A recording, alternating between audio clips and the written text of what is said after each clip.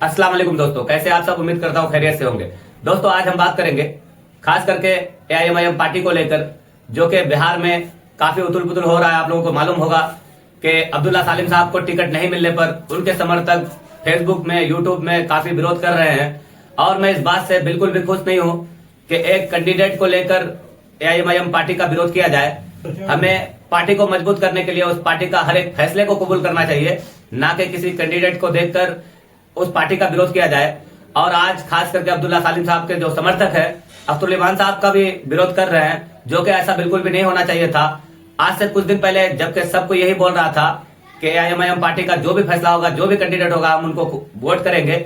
और ये होने भी वाला है। मैं गारंटी के साथ कहता हूं कि जो लोग आज फेसबुक में बोल रहे हैं कि एआईएमआईएम पार्टी की तरफ से सही फैसला नहीं हुआ, मैं गारंटी के साथ इस बात को कह सकता हूं कि ये बिल्कुल सही फैसला है। क्योंकि मौलाना अब्दुल्ला सालिम साहब को टिकट नहीं मिला, इस बात का हमें भी दुख है, आपको भी दुख है, सबको दुख है। लेकिन आप सोच कर देखिए 2020 में जब मुखिया मुर्शिद साहब का टिकट फाइनल हो चुका था, उस समय उनका टिकट काटकर शाहनवाज साहब को दिया गया था, यही बैरिस्टर असदुद्दीन अवैसी साहब के द्वारा और इसी अख्तरुल साहब के द्वारा। तो उन्होंने एक तरह से इंसाफ किया है। जो 2020 में उन्होंने मुखिया मुर्शिद साहब को वादा किया था और टिकट देकर उनका टिकट काटा था, उसको उनका हक मिला है। खास करके मुखिया मुर्शिद साहब को उनका हक दिया गया है। और मौलाना अब्दुल्ला सालिम साहब एक बड़े आलिम दीन है, मैं मानता हूं इस बात को, एक अच्छे लीडर भी बन सकते थे। लेकिन मौलाना अब्दुल्ला सालिम साहब को सब्र से काम लेना चाहिए था। जबकि अल्लाह के नाम पर हल्फ लिया था उन्होंने, उसके बावजूद भी एक दिन भी बर्दाश्त नहीं किया और आगे बात करने की कोशिश नहीं की, सीधा इस्तीफा दिया और पार्टी छोड़कर फिर वो अपने तरीके से बोलने लगे और पार्टी के ऊपर कई आरोप लगाए अख्तरुल साहब के ऊपर, जो कि उनको बिल्कुल भी ऐसा नहीं करना था।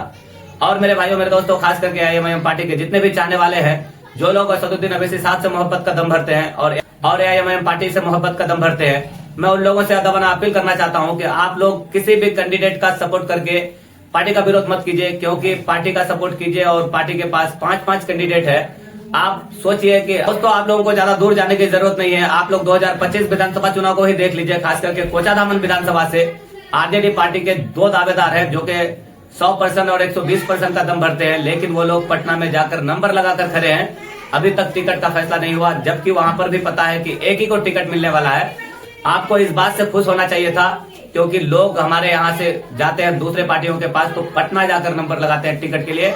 लेकिन पूरे बिहार से आज हमारे किशनगंज डिस्ट्रिक्ट में आए लोग टिकट के लिए, और अख्तरुल साहब ने एक बहुत ही बड़ा काम करके दिखाया, जो कि लगभग 1947 से आज तक कभी नहीं हुआ था।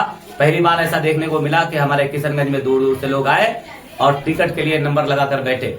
ये बहुत बड़ी कामयाबी है दोस्तों। और अख्तरुल साहब के बारे में कुछ लोग कहते हैं कि वो बेईमान है, वो पैसे लेकर टिकट देते हैं। तो मैं उन लोगों से बताना चाहता हूं कि मेरे भाई, मेरे दोस्त, आप सोच कर देखिए, अगर अख्तरुल साहब बेईमान होते और पैसे से बिकने वाला इंसान होते तो एआईएमआईएम पार्टी बिहार में खत्म हो जाता अब तक। ये जो 8-10 सालों में एआईएमआईएम पार्टी को इस मुकाम पर पहुंचाया कि टिकट बांटने का काम किया और 5-5 कैंडिडेट एक विधानसभा से निकल कर आया, तो ये अख्तरुल साहब का ही देन है, जो इतना मजबूत हो चुका है ये पार्टी। और आज सोच कर देखिए दोस्तों, आज से कुछ दिन पहले जो भी नेता हमारे इधर से टिकट लेने के लिए सोच रहे थे, तो उनको पटना में चक्कर काटना पड़ता था। लेकिन आज यही अख्तरुल साहब ऐसा काम करके दिखाया है कि लोग किशनगंज में आकर टिकट का दावेदारी पेश करते हैं। और मेरे भाई, और एक बहुत बड़ी कामयाबी है कि एआईएमआईएम पार्टी के साथ जो चंद्रशेखर आजाद साहब का पार्टी है, और उसके बाद स्वामी प्रसाद मौर्य जी का जो पार्टी है अपना जनता पार्टी, वो भी हमारे साथ है। लेकिन और मेरे भाइयों, मेरे दोस्तों, मैं बात बताना चाहूंगा कि एआईएमआईएम पार्टी जो 100 सीटों पर लड़ने का दावा कर रहा था, तो हम लोगों ने 100 सीटों पर लड़ना छोड़कर खास करके 35 सीटों के लिए इसलिए तैयार हुए, क्योंकि आजाद समाज पार्टी और ये जो स्वामी प्रसाद मौर्य जी का पार्टी है हमारे साथ, तो इन लोगों को भी कुछ सीटें दिया गया है। 25 सीट आजाद समाज पार्टी को दिया गया है और 4 सीट खास करके अपना जनता पार्टी को दिया गया है। इनके वजह से हम लोगों ने सिर्फ 64 सीट में लड़ने का फैसला किया, और ये फैसला एक बेहतर फैसला है। हम लोग किसी का वोट काटने के लिए नहीं लड़ना चाहते, जबकि हमारे पास हर विधानसभा से कैंडिडेट था। आप लोगों को मालूम होगा किस तरह से लोग नाराज होकर चले गए। उन लोगों के लिए मैं दिल से दुआ करता हूं कि अल्लाह ताला उनको सब्र दे, क्योंकि उनका एक अलग ही जुनून था, अलग ही जज्बा था। उनका जज्बे का मैं कदर करता हूं कि वो लोग इलेक्शन लड़ने के लिए पूरा कोशिश किए।